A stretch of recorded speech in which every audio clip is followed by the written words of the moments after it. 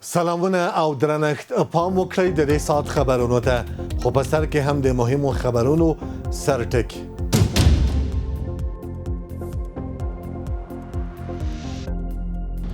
روسیا د افغانستان له لارې هند ته د ریل پټلۍ د لارې وړاندیز وکړ. قدرمن هیوادوالو د 201 خالد بن ولید رضی الله تعالی عنہ قل اردو اړوند د کشف استخباراتو مسؤلینو په ختیځ زون کې کشفي عملیات ترسره کړي دي چې په نتیجه کې 4 اویا میلسپکې او درنې اسلحې سلګونه پیره مهمات او نظامی تجهیزات نیولې دي. له پاکستان افغانستان ته قاچاق کیدونکو سپکو او درنو وسلو نیول.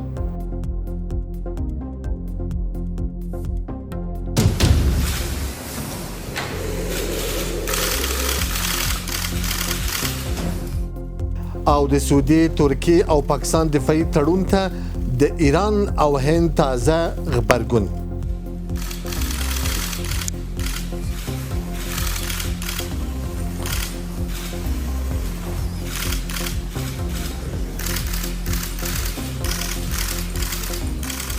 دا هم پوره خبرونه.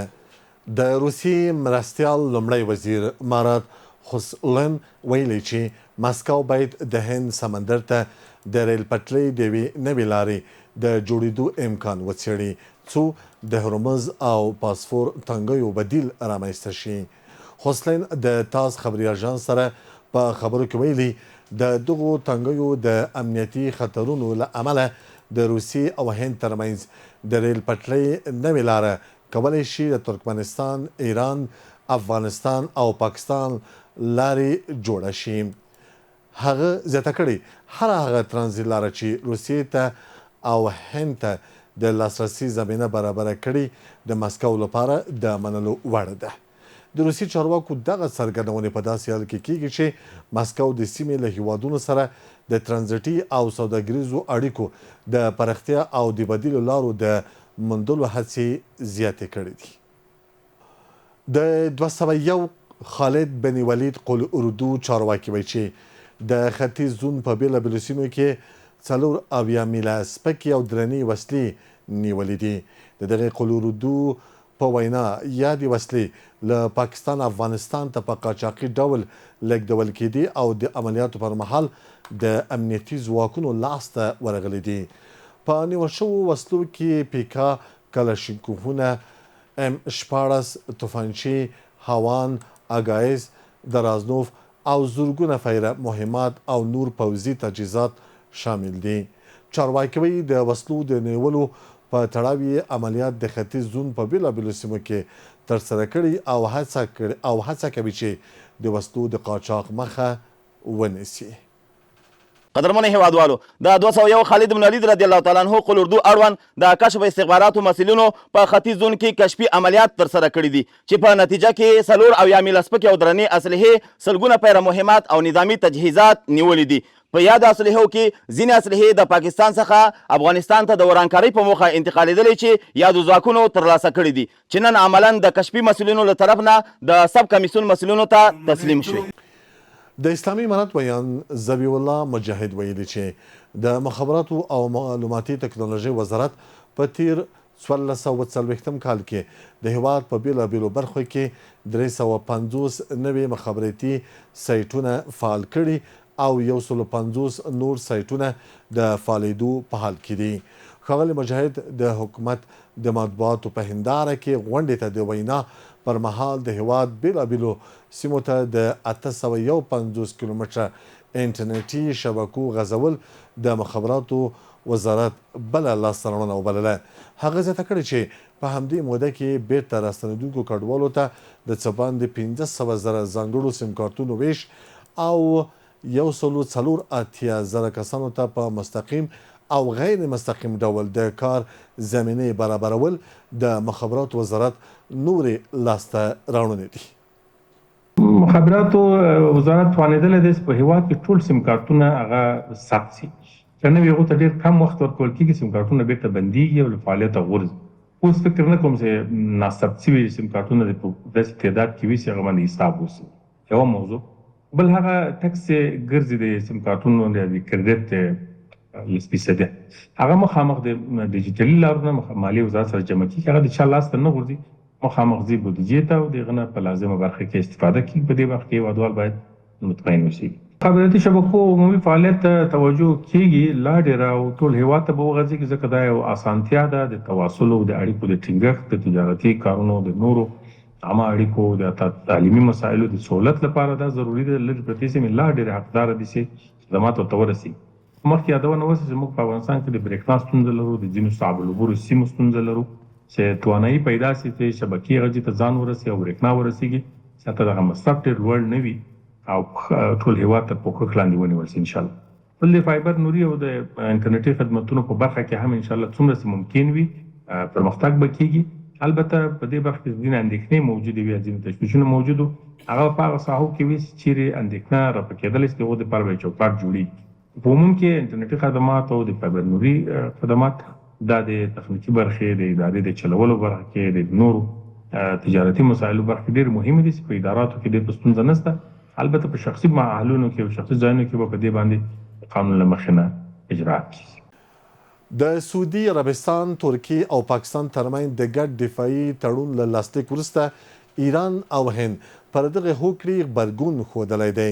ایران ویلي چې دغه کاغذي هوکړه به سعودي عربستان خوندي نه کړي او ریاض باید پر خپلو امنیتي سیاستونو بیا کتنه وکړي. بلخوا له ترکیې د بهرنیو چارو وزیر ویلي د دریو هیوادونو ائتلاف دفاعي بڼه لري او تر هغه چې پر یوه غړي برید ونه شي له هېڅ هیواد سره د شخړو نیت نه لري. هند هم ویلي چې د سعودي، ترکیې او پاکستان دفاعي تړون له نږدې څاري. دا ویل چې د تړون له مخې پر یوه غړي وسلوال برید پر ټولو غړو هیوادونو برید ګڼل کیږي.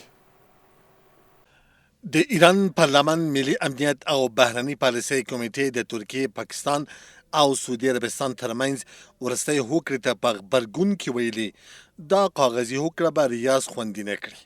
د دغې کمیټې غړي ابراهیم رضایي وویل دا هوکړه به سعودي عربستان ته هغه امنیتي تضمین ورنه کړي چې ریاض یې توقع لري. رضایي پر ټولنیزو رسنیو خپل بیان کې ویلي سعودي عربستان باید په دې پوه شي چې پاکستان او ترکیې سره شوی کاغذي هوکړې یې نشي خوندي کولی ځکه په تیر کې هم ریاض له لسیزو پر امریکا تکیه درلود، خو سره له دې بیا هم سعودي عربستان خوندي نه شو.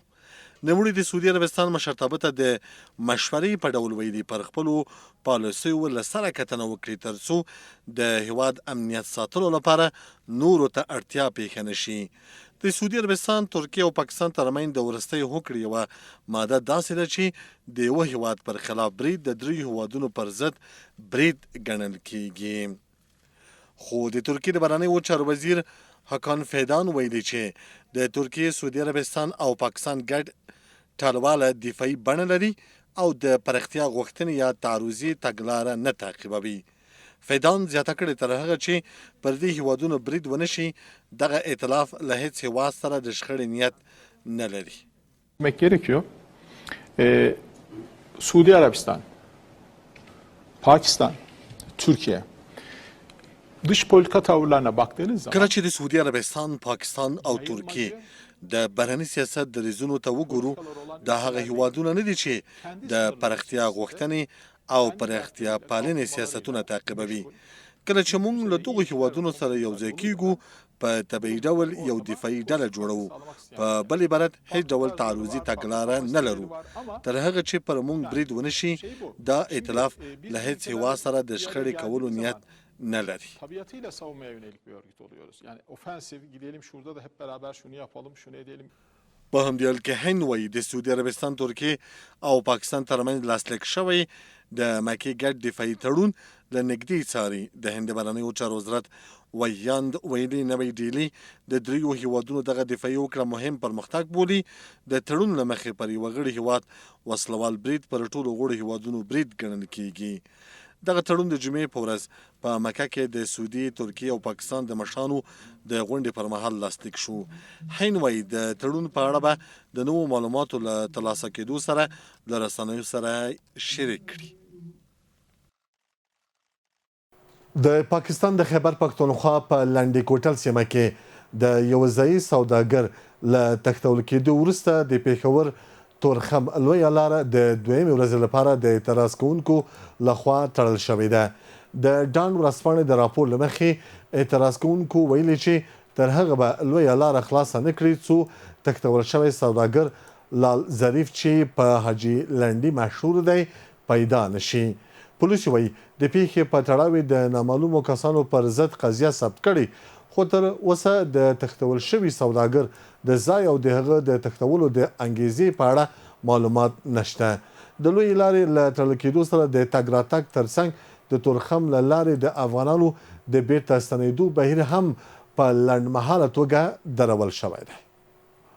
د یک ټلویزیون قدرمنو او معزز لیدونکو زما خبري سرویس په همدې ځای پای ته ورسید. تر بیا ښې چارې.